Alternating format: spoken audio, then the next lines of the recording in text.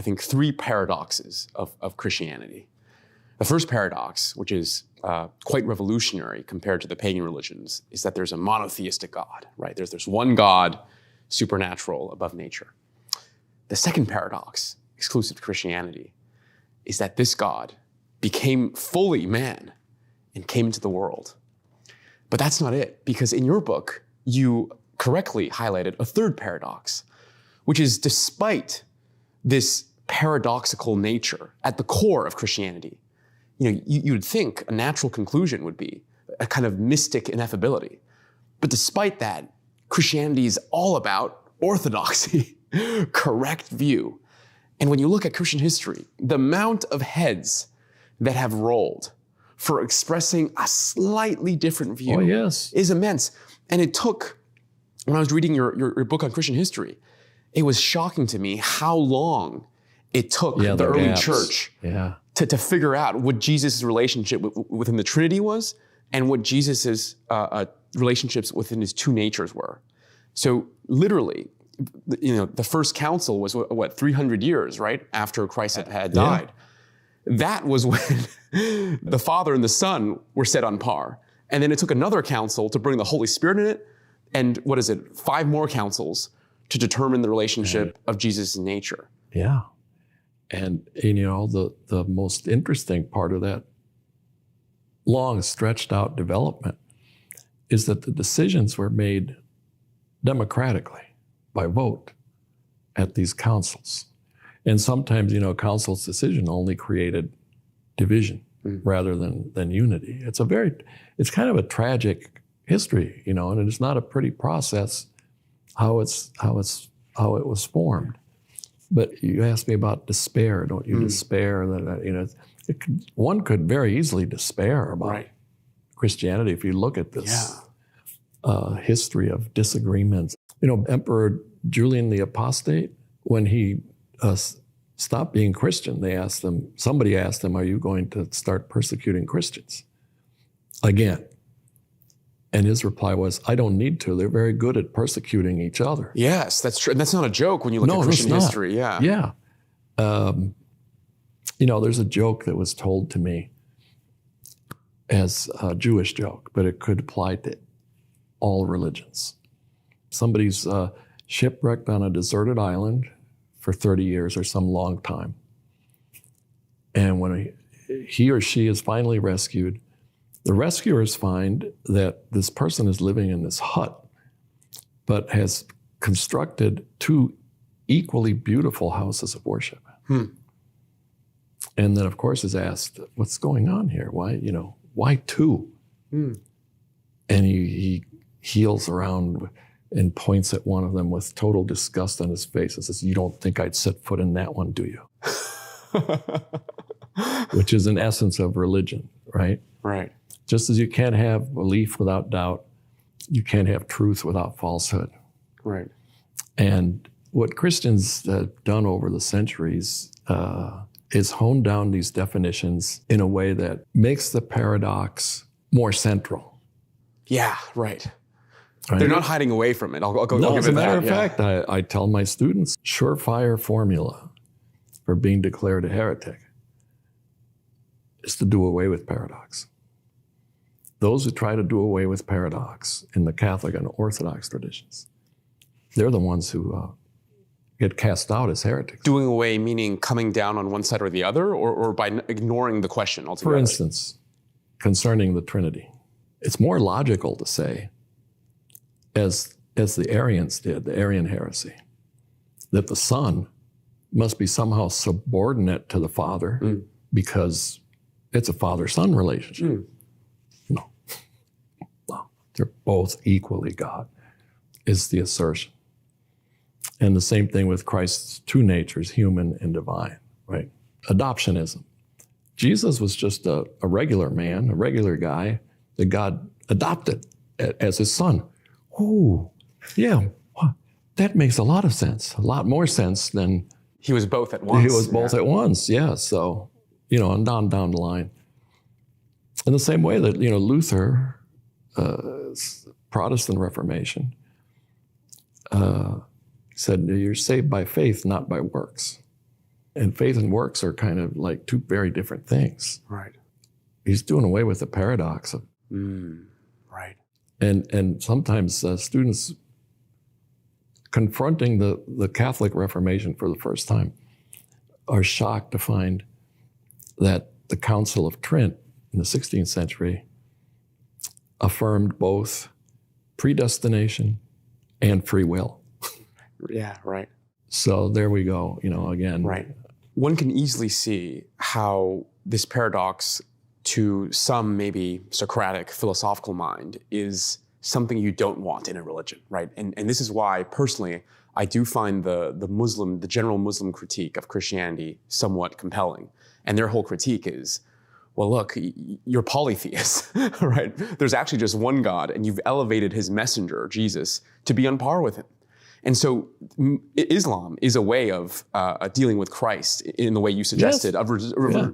So it's very easy to see how this paradox could be a negative. What is the positive version of, why does the paradox make it more believable, more beautiful, Yeah, I think the paradox makes it more beautiful in a way that it's an admission of the fact that God is so unlike us, human beings. So there's a beauty to it. Right. And not only that, it is immensely perplexing. And the more you think about it, the easier it is to start to get annoyed by the complexity of it all. Right. But then, at least for me, I can circle back. Or what kind of God do I want? I want a God that's just unlike humans. And at the very same time, back to the paradox, became a human being. Right. And, he was, what's the line from the letter to the Hebrews? It's one of the most beautiful lines in the New Testament, letter to the Hebrews. We no longer have a high priest who sacrifices animals all the time. Instead, he's both priest and sacrifice. And not only that, he is merciful because he lived as a human being and knows how hard it is to be a human being. Right. So I think that the third paradox that you described, the first paradox is monotheism, second paradox is Trinitarianism, effectively is Father and Son on par. But the third paradox I think you mentioned in your book was the even more curious one for me, which is, why did this paradoxical nature of Trinitarianism, why didn't that engender a kind of theological tradition that was a kind of spiritual, ineffable mysticism? And instead, the exact opposite. It's so focused on orthodoxy. So despite the fact that there's an omission of the paradoxical nature of the limitations of human reason, human mind, it is willing to put people to the sword throughout history when people disagree with the conclusions of its orthodoxy. Why did that? Yeah, well, if you're going to believe something is true, truth can't be multiple. Right. And there are several scripture passages, especially in the New Testament, that point to this. Can only be one. It has to be. It has to be. Of course, it's very sad, all these divisions that happened and how these things were formulated. And but I also have a good time whenever I'm teaching the history of Trinitarian and Christological things. I give my class, not for a grade, but I give them all a true and false exam with propositions about God and about Christ. And invariably, everybody ends up a heretic. Right. Even the ones who think that they're super good. Orthodox and super Catholic, yes. I upset one student at the University of Virginia immensely with this exam. He was just almost rabid. Right. When you think about the core doctrines, the core dogmas of the church, like the Trinitarianism, do you think all those ecumenical councils are examples of the good sausage making? And if so, what is their process? And I guess the major concern would be the worry of political or human elements entering into this. For example, an emperor wanting a certain outcome, right? They do. And actually, there are many councils that ended up being wrong. Oh, I see. For instance, self-determined wrong, or later on? Because the emperors were so closely involved. All of these early church councils took place within a radius around Constantinople. I see. The emperor was key.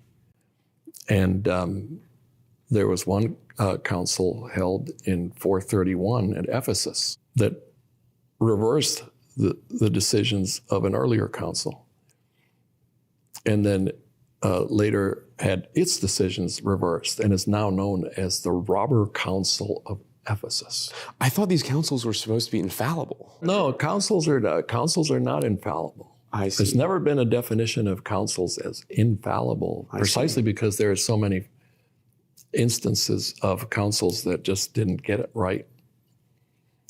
And it's not until 1870 that the Catholic Church declares the Pope to be infallible. It took that long.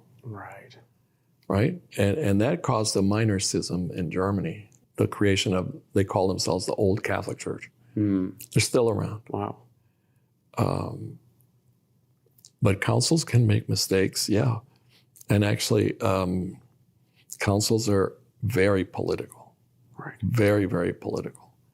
And one of the reasons this council in 431 could be declared wrong was precisely the makeup of who was there and who was voting. I see. And, this relates to the interview we had about miracles in the sense that there is a lot of fraud in the miraculous realm. And the corollary here is that there are a lot of wrong councils for the reasons that we just described. Right. But that doesn't mean there's good sausage making too, right? And so the study of history is the study of how do we distinguish the good sausages from the bad sausages, so to speak. And some of those sausages, they're still around because conciliar decisions create schisms or schisms. And, for instance, the Coptic Church in Egypt, they're known as non-Chalcedonian churches of the Near East. Why non-Chalcedonian? Because they don't accept the Council of Chalcedon in 451. It's an ancient grudge. And guess who sends the very, very first missionaries to China?